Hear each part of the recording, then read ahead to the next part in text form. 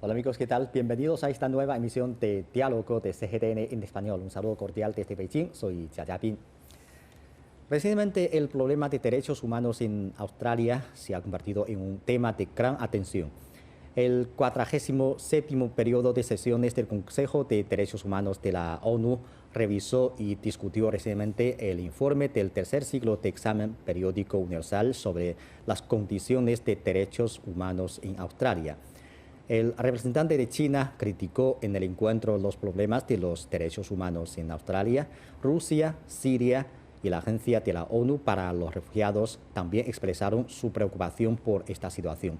Este será el tema que vamos a profundizar en nuestro programa de hoy. A través de una conexión a distancia conversaremos con la señora Zhou Jiaogui, comentarista de CGTN. Hola Jiaogui, ¿cómo está? Hola, Javin, mucho gusto. ¿Qué tal estás? Muchas gracias, muchas gracias. Bueno, hoy vamos a hablar de un tema muy serio y un poquito triste, porque recientemente la cuestión de derechos humanos en Australia, sobre todo la situación de los aborígenes y minorías étnicas, llama gran atención del público. ¿Cree que existen evidencias que demuestran que Australia ha implementado una política de genocidio para las minorías étnicas? Por supuesto, tengo leídas muchas noticias y documentales al respecto. Ujú. Las evidencias sobran para demostrar las masacres aborígenes registradas en Australia. Incluso se encuentra un mapa digital en línea creado por investigadores de la Universidad de Newcastle de Australia. Ujú. En el mapa están documentadas más de 150 masacres aborígenes Ujú. que ocurrieron durante la expansión del asentamiento pastoral en el país, Sí. de finales del siglo XVIII a principios del siglo XX. Ujú. La herramienta en línea registra las ubicaciones de los sitios de la masacre, los detalles de las masacres individuales Ujú. y también las fuentes que corroboran la evidencia de las masacres. También está disponible un documental en YouTube titulado Conspiración de Silencio, tiempos de matanza fronteriza de Queensland. Con fotografías y testimonios cuenta las atrocidades como masacres y envenenamientos perpetradas por los colonos europeos en Queensland, en el noreste de Australia en el siglo XIX. Ujú. Y además de las matanzas, he visto también en la plataforma YouTube otro vídeo subido por la cuenta Museo Nacional de Australia. Ujú. Se titula Las generaciones robadas. Son historias escalofriantes porque unos 100.000 menores indígenas australianos, según se calcula, fueron arrancados de sus familias en el siglo XX, o sea, entre 1910 y 1970. Fueron separados de sus familias y entregados para su educación a familias blancas o instituciones como parte de la pasada política denominada la Australia Blanca, que Ujú. buscaba asimilar a las minorías. El documental nos cuenta que la miseria, las enfermedades y el Ujú. hambre fueron lo que enfrentaron las víctimas en las llamadas instituciones. Por eso, miles de los sobrevivientes demandaron al Estado del país oceánico por las injusticias sufridas. Y Sí. no fue hasta el año 2008 que el entonces primer ministro australiano Kevin Rudd pidió por primera vez perdón a la generación robada por el daño causado. Todo esto son evidentemente violaciones a los derechos humanos. En Australia han pasado cientos de años y la persecución del pueblo indígena ha continuado. Según estimaciones conservadoras, cuando los británicos llegaron por primera vez a Australia en 1788, Ujú. había alrededor de 1 millón de indígenas, pero a principios del siglo XX la población aborigen era menos de 20.000. En la actualidad, los aborígenes solo representan el 3,3% de la población australiana, pero representan el 28% de la población carcelaria Ujú. australiana, lo que los convierte en la raza más encarcelada del mundo. Y esto también me recuerda otro documental que he visto titulado Joven, Negro y tras las rejas, producido por la cadena panárabe Al Jazeera. en el año pasado. En el documental podemos ver cómo los jóvenes indígenas en el oeste de Australia se enfrentaron a las injusticias sociales y judiciales, maltratos policiales, e incluso cientos de ellos acabaron muertos bajo custodia policial en las últimas décadas. También podemos ver cómo sus familiares sufrieron las pérdidas. Sí, exacto. En fin, la cuestión aborigen, perdón, es un microcosmo del récord negro de derechos humanos de Australia. En los últimos años, el racismo que reina en la sociedad australiana ha provocado un sinfín de incidentes de violencia. Sí, claro. Yo creo que son unas historias muy crueles, reales, que no podemos olvidar. Yo creo que recordamos esta historia es para conocer, aprender de la lección y para que no se repite y también para una mejora de la situación. Pero lástimamente, según unas investigaciones de los institutos, la situación de los aborígenes de Australia sigue siendo preocupante.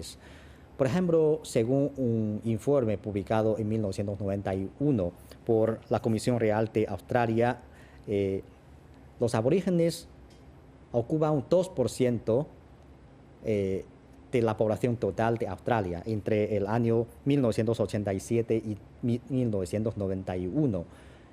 Pero entre todos los encarcelados, un 27% proviene de los aborígenes. Eso quiere decir que hay una tasa de encarcelamiento muy alta de los aborígenes. Lástimamente, 30 años después, la situación parece no ha mejorado mucho, porque según un informe publicado por el Instituto Australiano de Criminología, hasta 2019, los aborígenes ocupan un 3% de la población total de este país. Mientras tanto, entre todos los encarcelados, un 28% provienen de los aborígenes. Esto yo creo que es algo muy preocupante. Es una faceta que demuestra que la situación de los aborígenes sigue siendo un tema que debemos prestar especial atención. Bueno, esto es solamente una faceta y esto es porque queremos hacer este programa para hablar de este tema. Bueno, Chao Kui, por favor mantenga la conexión y sobre el tema también contamos con la presencia en línea del señor Francisco Coloane, sociólogo chileno y analista internacional. Señor, según sus investigaciones, ¿cómo evalúa la situación de los derechos humanos en Australia? ¿Es realmente Australia un país democrático, civilizado y avanzado como se muestra al mundo? No, ellos tienen un problema serio en derechos humanos que ha sido certificado por Amnesty International, por la Convención de Derechos Humanos de Naciones Unidas. Hay violaciones de derechos humanos con inmigrantes, con asilados, con extranjeros que buscan refugio político también, y particularmente con población autóctona o indígena, por usar un término, de que son parte de las islas y también forman parte de Australia, país, la isla mayor. Entonces, hay una situación de derechos humanos bastante comprobada. La otra área de mucha preocupación son los niños. El mayor porcentaje de niños que están con procesos no concluidos, estoy hablando de niños, ¿no es cierto?, menores de edad, ¿no? Bajo 18 años. El mayor porcentaje de niños que no tienen resuelta la situación legal y están en proceso de culpabilidad son de origen indígena o autóctono, de las poblaciones aborígenes.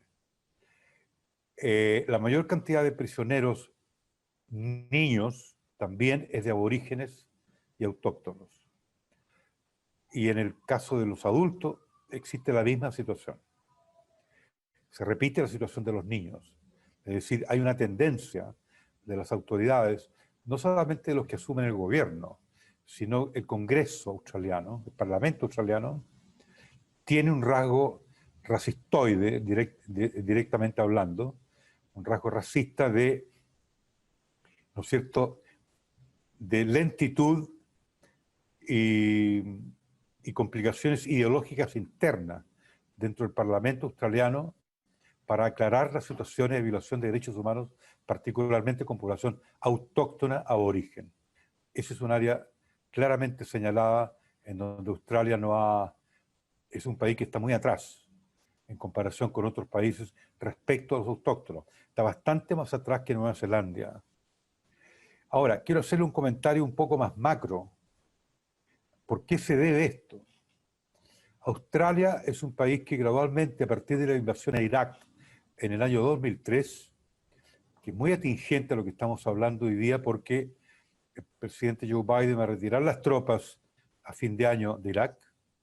No sabemos qué va a hacer con los contingentes que él está desplazando fuera de Medio Oriente. Sin embargo, Australia fue un país protagónico en la invasión a Irak, después de Estados Unidos, Reino Unido y España. Eso hace que Australia sea un país que opera políticamente en el plano geopolítico como una especie de proa, espolón de proa, en un barco, el espolón de proa.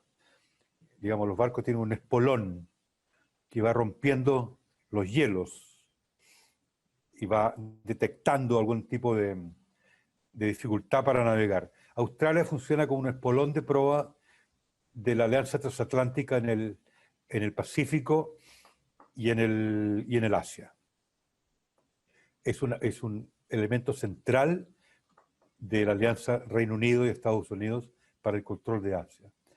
Y eso ha hecho que la política interna de Australia, el Parlamento australiano y los que gobiernan Australia, cada día que pasa a partir de 2003, de la invasión a Irak, demuestran un atlantismo y una alianza más férrea con Estados Unidos. Entonces eso ha hecho que la política interna de Australia sea muy conservadora o neoconservadora. Australia no era así 20 años atrás.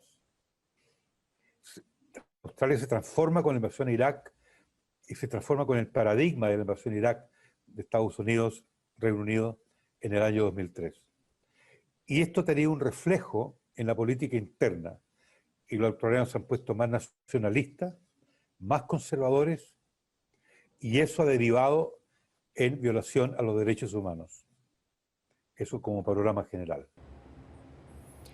Y aparte de ser indiferentes a los derechos humanos de su propio pueblo, ¿considera usted que algunos políticos australianos han cometido crímenes graves de derechos humanos contra personas extranjeras?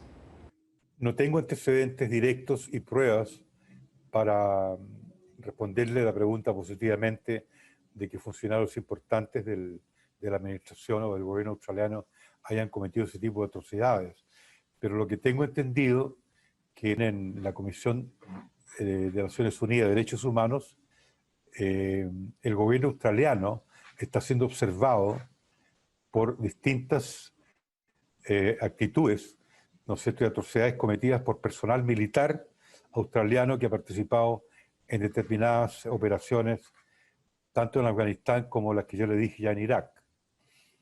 Aunque no están ellos en posición de combate, sin embargo, están bajo observación. Es decir, con Australia hay una lámpara roja que se ha encendido respecto a que el gobierno y las instituciones de control y de seguridad de Australia han perdido, no que han perdido, tampoco abandonado, se han despreocupado de seguir las normas de Naciones Unidas con mayor sigilo y con mayor prolijidad. Hoy día Australia y su personal extranjero en general, incluso se puede notar en los diplomáticos australianos que funcionan en el extranjero, son bruscos, son rudos, son toscos. Y hay una desprolijidad por parte del gobierno de los distintos gobiernos, no solamente los gobiernos conservadores, de darle carta libre al personal administrativo australiano en el exterior, militares o no militares, en el trato con las personas. A mí me parece que es una cultura australiana, no es solamente un tema político del gobierno. el australiano, vuelvo al punto central de la primera pregunta, de la primera respuesta mía también. Australia, cultural y políticamente, ha ido modificando de ser un país bastante liberal, bastante abierto, de mucha aceptación de migrantes, refugiados, a un país muy conservador, yo lo llamaría neoconservador, en el más puro estilo de los neoconservadores que manejan la política exterior de Estados Unidos. Australia es un país muy chauvinista, hoy día, y tremendamente nacionalista, y se ha encerrado como una isla militar, diría yo. Es una isla militar de control en el Asia. Eso lo digo como analista político internacional. Y esto a partir de la invasión de Irak. Ese fue el paradigma. Ahora, de pruebas específicas de atrocidades cometidas por funcionarios australianos o soldados australianos en distintas participaciones militares de ellos, yo no tengo las pruebas, pero sí están bajo observación. Señor, lo que hemos visto es que algunos políticos australianos han ignorado sus propios delitos, sin embargo, difaman y difunden rumores relacionados con los derechos humanos de otros países. A su juicio, ¿cuál es el verdadero propósito de esto? Australia hoy, respecto al tema de derechos humanos y su comportamiento internacional, es la vanguardia, usando ese término de vanguardia, de la Alianza Transatlántica para el control del Asia y el Pacífico Sur. Por lo tanto, su conducta de Estado, en términos internacionales, responde a que ellos están virtualmente en un pie de guerra. Muchas gracias, señor Francisco Coloane, por proporcionar sus opiniones. Ahora continuamos nuestra conversación con Xiao Gui. Xiao Gui, en la conferencia del Consejo de Derechos Humanos de las Naciones Unidas celebrada en enero de este año, Australia se convirtió una vez más en un objetivo de crítica. Más de 30 países, incluyendo Canadá, Alemania y Francia, condenaron a Australia por la edad de los delincuentes menores. Además, muchos países ejercieron presiones con respecto a su política de aborígenes. Entonces, ¿considera que la comunidad internacional debe prestar atención a los abusos de los derechos humanos en Australia? Eso sin lugar a dudas. Los numerosos crímenes de derechos humanos de Australia violan el derecho internacional y la conciencia humana y han sido condenados enérgicamente por la comunidad internacional. Cabe destacar que además de los crímenes contra los aborígenes, el país también fue denunciado por el hecho de que los soldados australianos mataran a civiles indiscriminadamente, por ejemplo en Afganistán. En noviembre del año pasado, un informe del gobierno australiano acusó a soldados de su país por la muerte ilegítima de cerca de 40 civiles y prisioneros afganos entre los años 2005 y 2016. Sin embargo, los responsables de estos crímenes de guerra en operaciones militares en el extranjero no han sido responsabilizados. También fue criticado por la instalación de centros de detención fuera de su territorio continental, con el propósito de retener a un gran número de inmigrantes y refugiados. Además, Australia con frecuencia difunde rumores con fines políticos, interfiere en los asuntos internos de otros países con el pretexto de los derechos humanos. Australia debe tomar acciones concretas para solucionar sus graves problemas, o sea, sus propios graves problemas de derechos humanos. Y todos estos problemas merecen una atención especial de la comunidad internacional. De hecho, en la sesión del Consejo de Derechos Humanos de las Naciones Unidas celebrada en enero de este año, la misión china ha dejado muy clara su posición y ha presentado 5 propuestas a Australia al respecto.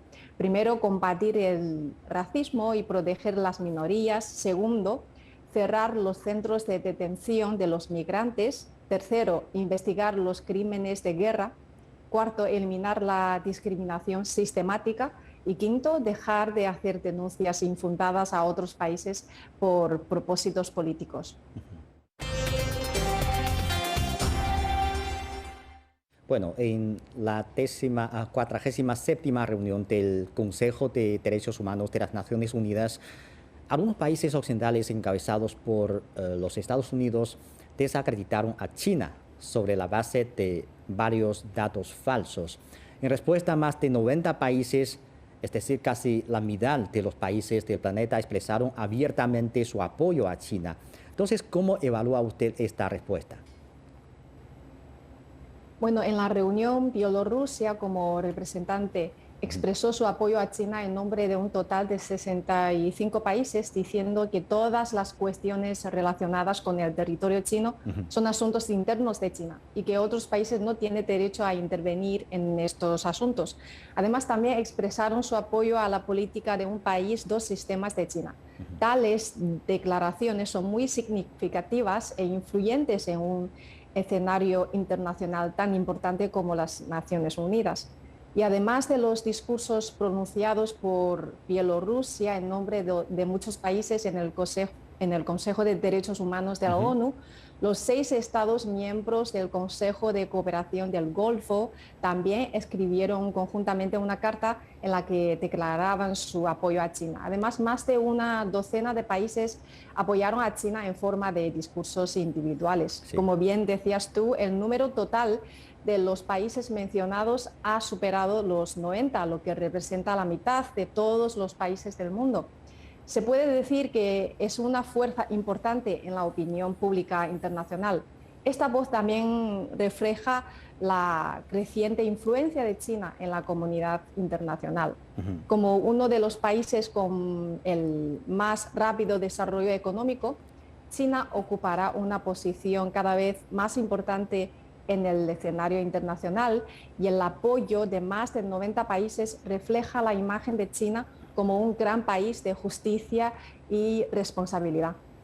Según China, según este país, China siempre ha centrado en su pueblo en camino de lograr un rápido desarrollo socioeconómico, mientras se ha insistido en adherir un valor importante a los derechos humanos basado en las personas. Entonces, ¿tiene algunas experiencias personales o algunas observaciones propias al respecto? Claro que sí. En China, derechos humanos creemos que no es de ninguna manera un término político abstracto. O sea, no son palabras vacías, sino una existencia real que todos los chinos podemos percibir personalmente, desde la erradicación de la pobreza extrema hasta la priorización del empleo, desde el desarrollo coordinado de las áreas desarrolladas y del interior hasta la creciente prosperidad de las áreas de minorías étnicas. El desarrollo de China es fuerte y los chinos sentimos una sensación de ganancia y felicidad.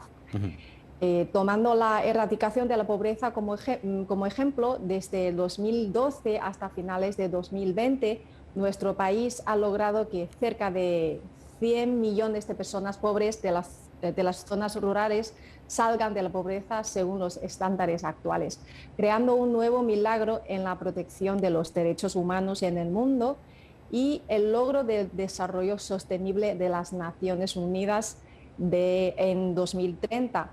El objetivo de reducción de la pobreza en China ha contribuido más del 70% a la reducción de la pobreza mundial de esa agenda de la ONU, ¿no?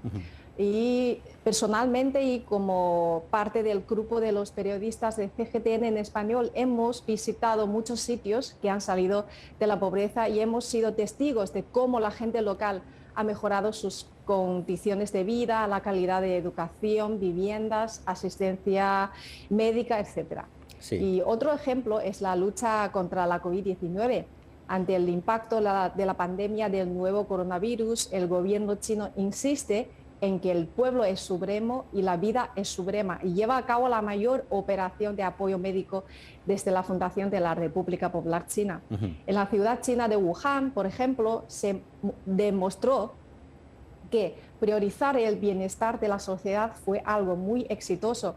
El enfoque chino tras la contención en la provincia de Hubei de hacer pruebas, aislar, aplicar cuarentenas, sigue sirviendo para localizar casos hasta el día de hoy y ha resultado en unas 4.700 muertes hasta el momento. En cambio, en los Estados Unidos, por ejemplo, más de 700.000 personas perdieron la vida y muchos otros están sufriendo los efectos debilitadores a largo plazo de la COVID. Sí, sí, claro, con estas explicaciones y ejemplos podemos conocer los progresos de China en varios aspectos en cuanto al cuidado de los intereses del pueblo, de su pueblo. Entonces, tenemos que reconocer que actualmente todavía existen unos constantes ataques y difamaciones sobre los asuntos de derechos humanos de China, ejercidos por una minoría de los países occidentales. Entonces, para usted, ¿cómo debería responder estas difamaciones este país asiático? Ciertamente, Estados Unidos, Canadá y otros países occidentales han atacado y acusado a China sobre cuestiones relacionadas, por ejemplo, con Xinjiang, Hong Kong y el Tíbet. Estas acusaciones infundadas contra los derechos humanos en China están motivadas políticamente. Sí. Y el objetivo verdadero de estos países es reprimir y contener a China e impedir su desarrollo. Los arduos esfuerzos realizados por el gobierno chino y por el pueblo chino en la construcción del país en las últimas décadas son tangibles e incuestionables. La manipulación política con el pretexto de los derechos humanos creo que está condenada al fracaso, como reiteraron las autoridades chinas en muchas ocasiones. Y frente a las calumnias de algunas fuerzas occidentales anti-China, yo creo que los notables logros de China en materia de derechos humanos son el contraataque más poderoso. Los éxitos de desarrollo de China prueban plenamente que para hacer realidad el respeto por los derechos humanos, la protección y el desarrollo de los derechos humanos, debemos partir de la circunstancia de nuestro propio país y seguir nuestro propio camino. Sí. Y además, como muchas acusaciones están basadas en la desinformación y la distorsión de los hechos, en ese sentido creo que tenemos que responderles revelando lo que está ocurriendo realmente en este país con el fin de defender la reputación y la dignidad del pueblo chino y al mismo tiempo salvaguardar la soberanía y los intereses de seguridad de China. Por ejemplo, hemos desmentido y seguiremos desmintiendo las noticias falsas sobre la región china de Xinjiang, desde los testimonios de la gente local, los reportajes hechos por periodistas de diversos países, hasta los comentarios de muchos diplomáticos y representantes extranjeros que han visitado la región. Todo esto demuestra que el tema de Xinjiang no está relacionado con los derechos humanos, ni con asuntos étnicos, ni religiosos. Los asuntos de Xinjiang tienen como foco el combate a la violencia y el terrorismo. Y gracias a los esfuerzos del gobierno, más de 3 millones de personas en Xinjiang han salido de la pobreza y las esperanzas de vida han aumentado de 30 años desde hace 6 décadas hasta los 72 años en la actualidad, o sea, casi el doble de hace 60 años.